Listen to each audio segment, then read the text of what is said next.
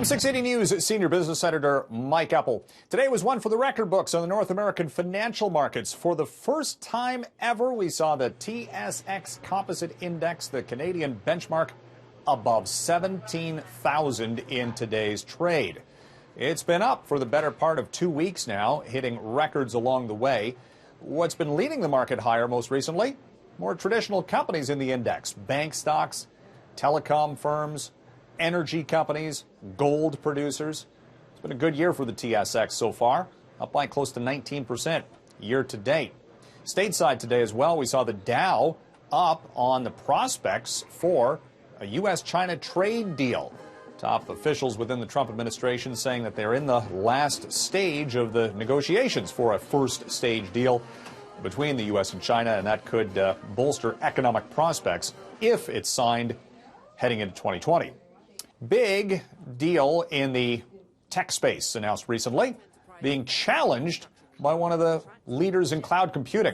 The Pentagon recently announced a cloud computing contract to Microsoft with about $10 billion. Well, Amazon is likely going to take this to court, claiming political interference from the Trump administration, citing Donald Trump's tweets related to Amazon's CEO Jeff Bezos. And this could be challenged. Interestingly enough, Microsoft stock today was testing a record high on the prospects for future cloud computing deals. Qantas has completed the longest ever direct passenger flight, exceeding its previous record set a few weeks back.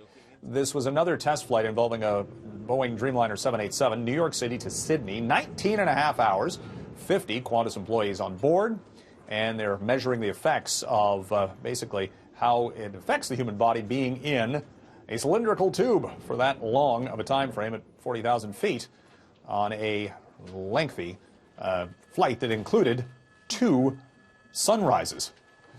Have you started your Christmas shopping yet? Well, U.S. retail spending today was in for October, showing some momentum for U.S. consumers, up month to month, and this comes at a year that has seen unbelievable upheaval again in the retail space, including an estimated 9,100 store closures in the United States, with a number of brands going out of business. Some here in Canada, too. It's going to be interesting to see how the big players and the retail sector does this holiday sales season. A few less shopping days than typical. Walmart today again hit another record high in its share price, as that company is doing huge business on e-commerce, competing against Amazon. From the 680 Newsroom, I'm Mike Eppel for City News.